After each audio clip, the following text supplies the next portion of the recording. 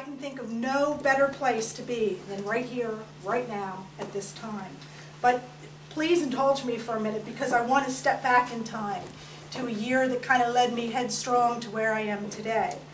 Oddly enough, I first met Rocky Worcester and became familiar with MBRG the same year I met my husband. That year was 1995. Talk about a life-changing year. In reverse order, I want to introduce my husband, former Anne Arundel County Republican delegate, that's where the bipartisanship comes from, Michael Burns, and my most awesome masterpieces, my two daughters, Caroline and Elizabeth. They are the loves of my life.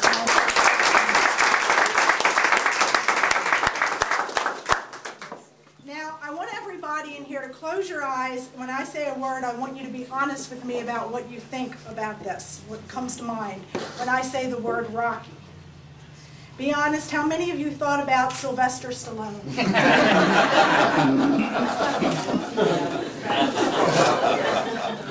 I have a confession to make.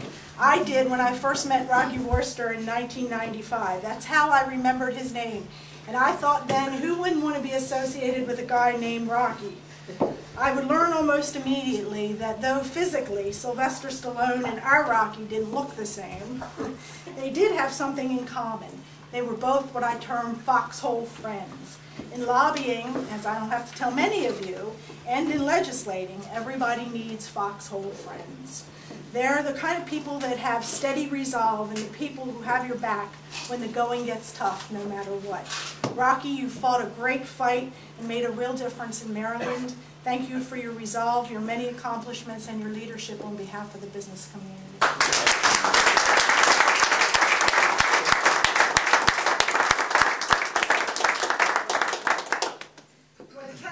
MBRG in 1995 is as true as the legacy I inherit today from you, and that is an unabashed commitment to and support for the policies, principles, solutions that foster real economic development. These are the policies that reward innovation, encourage investment in Maryland, and promote job growth. Let me be very, very clear on this point. Good business and good business policies are not partisan issues, and reasonable people can disagree.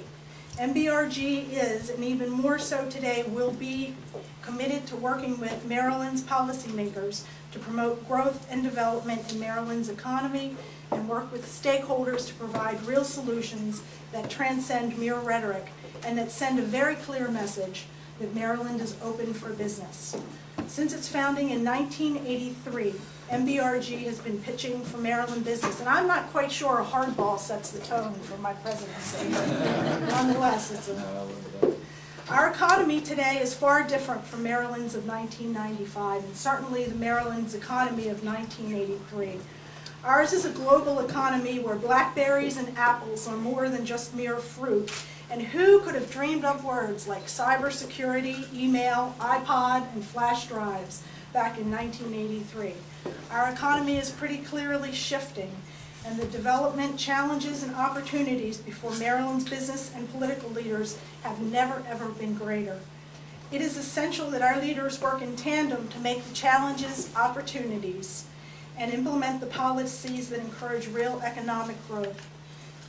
Simply redefining the problem or lowering the bar to success may be the easiest path, but it is clearly not an acceptable solution. Our goal is to hold legislators accountable for their decisions as public officials, realize the effect of those decisions on promoting a healthy business climate in Maryland through publications like Carvel Collins, we'll talk about in a few minutes, like Roll Call, and encourage every Maryland business to use Roll Call in researching the business record of their representatives. With your help and continued support of MBRG, we can and we will play a heightened, nonpartisan role in shaping Maryland business policies today and for future generations. Good business, after all, is everybody's business, and it is everybody's job. Thank you again for this wonderful, wonderful opportunity, and I look forward to the challenges ahead. Now, let's take care of business, and please take a membership brochure before you leave.